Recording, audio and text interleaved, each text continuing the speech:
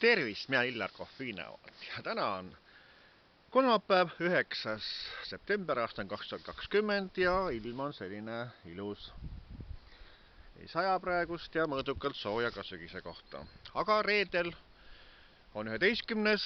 september ja laupäev 12. september ja need on niisugused toredad päevad, kui rahval on võimalik teha annetusi toimetulekuraskustes perede tarvis erinevates Eestimaa kauplustes.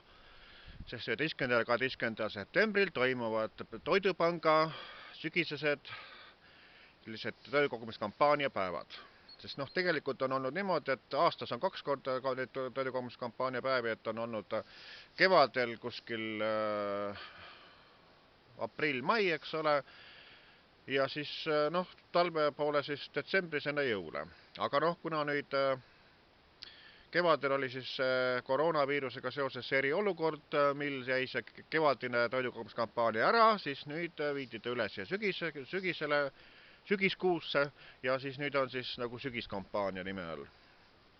Nii et reedel siis 11. septembril ta algab kampaania kauplustest kell 13 ehk kell 1 ja lõpeb kell 19 ehk kell 7 õhtul. Ja laupäeval on siis kella 12 kuni kella 7 õhtul.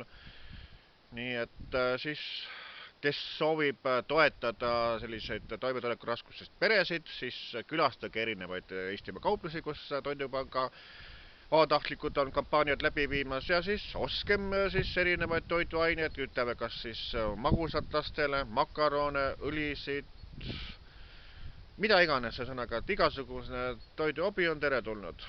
Nii et, ja mina olen siis praeguse seisuga nii reedel kui laupäeval siis mõlemil päeval terve pika päeva siis Pärnus üle Selveris asub Tallinna maantee lõpus seal. Nii et tulge aga julgesti annetama, ärge karke, nii et sest sellega te aitate toimetulekuraskuses inimesi, sest et suurpered vajavad abi. Nii et olge siis kenad ja tulge toetama, annetama, nii soovitan mina, Illar Kohviinevalt.